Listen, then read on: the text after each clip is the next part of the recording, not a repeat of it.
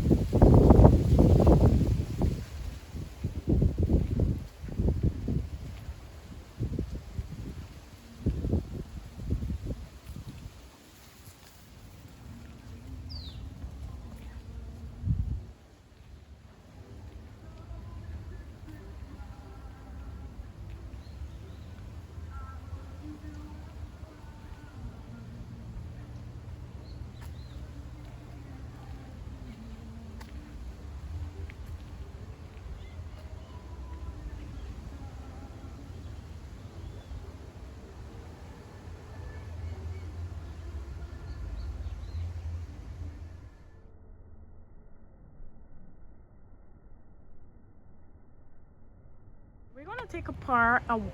We are going to take a walk into the park garden. We begin with the bougainvillea, and this bougainvillea is having fun. For a moment, I was thinking that it's not going to bloom because it was just sitting there, but oh my gosh, this is the orange bougainvillea. And then let me show you the red.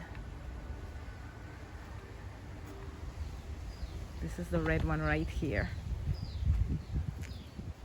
Oh my gosh.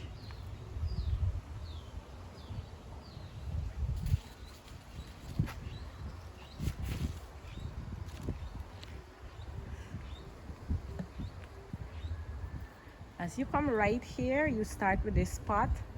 And needs a little bit of watering, yes. And I've just replanted this whole part of the garden, so it's going to be filled with periwinkles. I'm going to do another video when they're blooming, but I just took out all of the old ones and I just replanted just periwinkles all the way down. And then I've added 4 containers, these 2 right here, that one, those 2, and these 2. But I think that it looks off, so I'm going to add a 3rd one right over there, and in that one right under the Christmas palm, I'm going to put in that one some plants that like shade. Then we have foxtail, 3 of them on each side.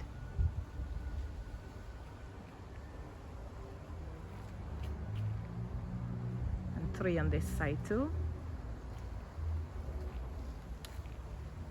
Now let's walk. This arch is soon going to be covered and you are going to be seeing just flowers. The bleeding heart is blooming.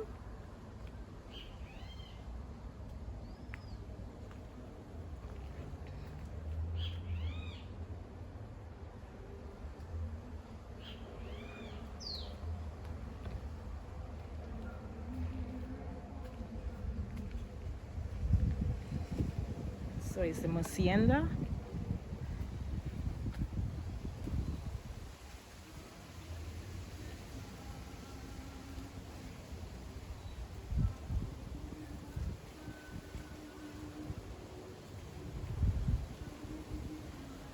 One of the things that I have to do is to be able to come into the garden and don't see work.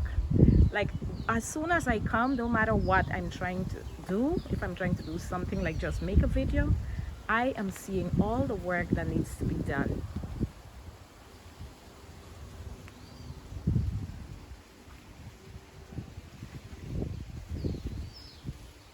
I love this.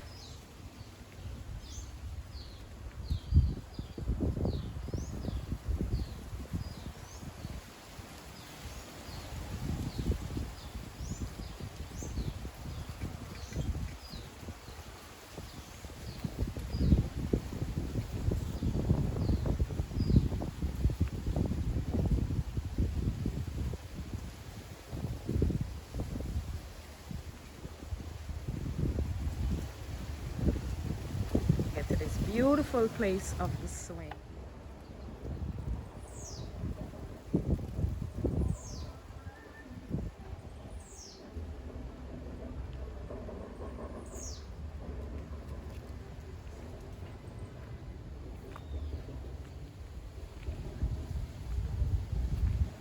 This is my favorite view of the garden. I could look at this all day long, just looking at the bougainvillea, the Muscienda, just the architecture of the mother-in-law tongue, snake plant, and then the chair. I just love this look. In this video, I'll give you a full tour of Cadence Garden. Now this here, I like to call it the entrance garden because this is where you come in and the rains are here again, so this Muscienda is really doing well. I'm loving it. Just the color of the leaves, the flowers, everything. I thought this one was going to die, but no. This is another Muscienda in full bloom. Now the thing with these is that they are ever blooming. That is to say, they always have flowers. I have never seen them without flowers, never. On this side, I have the palm.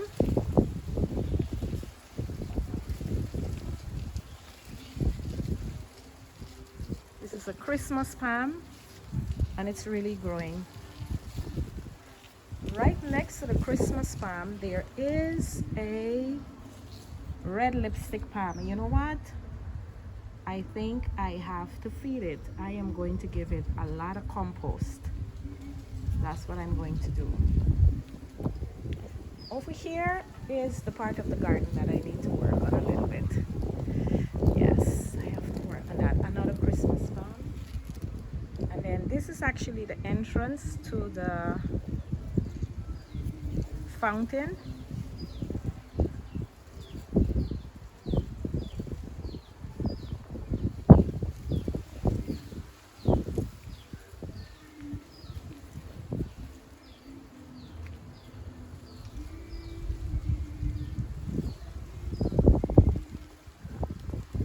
Then over here is the pathway. And there are 3 arches on the pathway. This first one, the plant is coming up, it's not there yet. On the second arch, there is the buttercup, and the butterflies are having a field day. I'll show you the second arch from the other side.